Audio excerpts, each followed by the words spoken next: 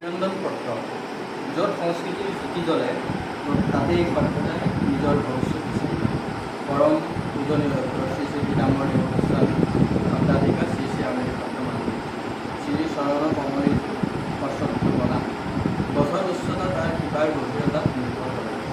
জাতিৰ মহত্ব নিৰ্ভৰ কৰে তাৰ সংস্কৃতিৰ গভীৰতাত। যি সংস্কৃতিয়ে নিজৰ শিপাক সজীৱ কৰি ৰাখি বিশ্বৰ বুকুত আত্মপ্ৰকাশ কৰে, সেই সংস্কৃতি যুগৰ সীমানাই অতিক্ৰম কৰি চিৰন্তন থাকে। এই চিৰসত্যৰ উজ্জ্বল দৃষ্টান্ত স্বৰূপে আপোনাৰ সাম্প্ৰতিক ঐতিহাসিক গ্ৰেট ব্ৰিটেইন যাত্ৰাই সমগ্ৰ অসমবাসীৰ হৃদয়ত এক নতুন গৌৰৱৰ অধ্যায় খুলি এখন নদী নিজৰ পানীৰ বাবে মহান হয়। সি মহান হয় যেতিয়া দুই কাষৰ জনজীৱ তেনেদৰে এজন আধ্যাত্মিক নেতাৰ মহত্ব তেওঁ পদবিত, তেওঁ চিন্তা, দৰ্শন, দৃষ্টিভংগী, মূল্যবোধ আৰু সমাজক আগুৱাই নিয়া শক্তি নিহিত হৈ থাকে।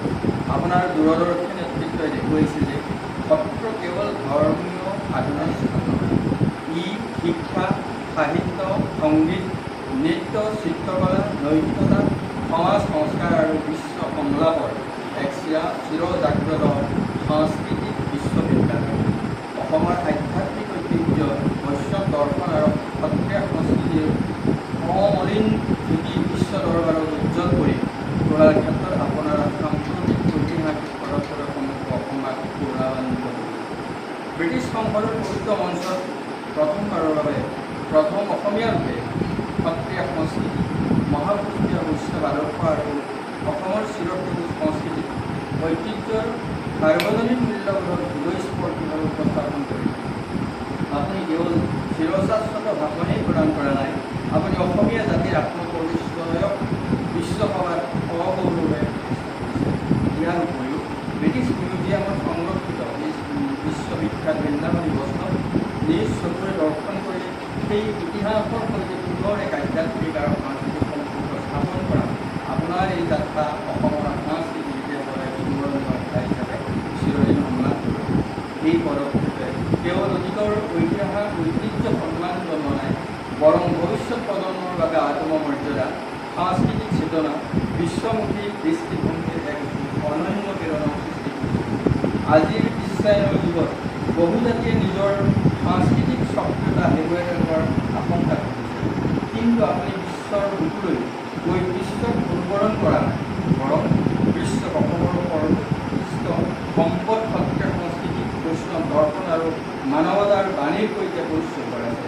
এইটোৱেই ভক্ত বিশ্বায়ন, য'ত নিজৰ শিপাক দৃঢ় কৰি বিশ্বক আলিংগন কৰা। আপোনাৰ এই কৃতিত্বই আমাৰ মনৰ গভীৰ বিশ্বাস জগাইছে যে ইতিহাস কেৱল অতীতৰ চিহ্ন নহয়, ইতিহাস সৃষ্টি কৰে সেইসকল ব্যক্তিয়ে যিসকলে নিজৰ ঐতিহ্যক সময়ৰ লগত সংযোগ ঘটাই নতুন দিগন্ত উন্মোচন কৰে। আপোনাৰ এই পদক্ষেপে অসমৰ নতুন প্ৰজন্মক নিজৰ ভাষা, সাহিত্য, সংস্কৃতি আৰু আধ্যাত্মিক ঐতিহ্যৰ প্ৰতি অধিক সচেতন আৰু গৌৰৱান্বিত আৰু অধিক দায়বদ্ধ হ'বলৈ উৎসাহিত কৰিব। এই গৌৰৱোজ্জ্বল খনত ডিব্ৰুগড় হনুমান পথ সুৰজ কানৈ মহাবিদ্যালয় স্বায়ত্তশাসিত সমগ্ৰ পৰিয়ালৰ তৰফৰ পৰা আপোনাৰ সুচৰণত গভীৰ শ্ৰদ্ধা, আন্তৰিক অভিনন্দন আৰু আকণ্ঠ কৃতজ্ঞতা নিবেদন কৰিছোঁ।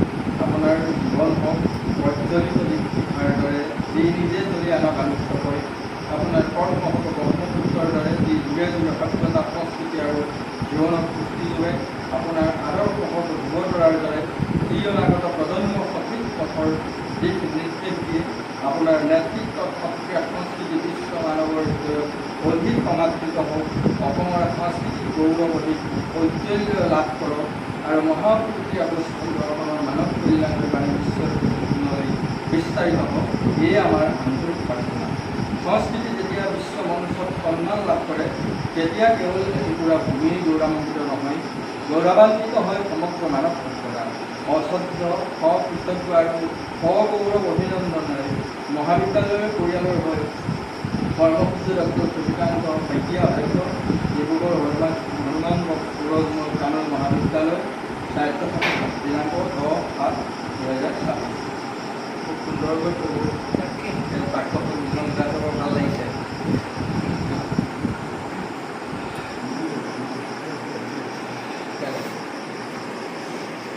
হয়, আপুনি ইমান ধুনীয়াকৈ লিখি আনিছে আৰু আনে নিলিখা কথা লিখিছে আৰু বহুত নতুন তথ্য অভিনন্দন গ্ৰন্থখনত আপুনি আৱিষ্কাৰ কৰিছে।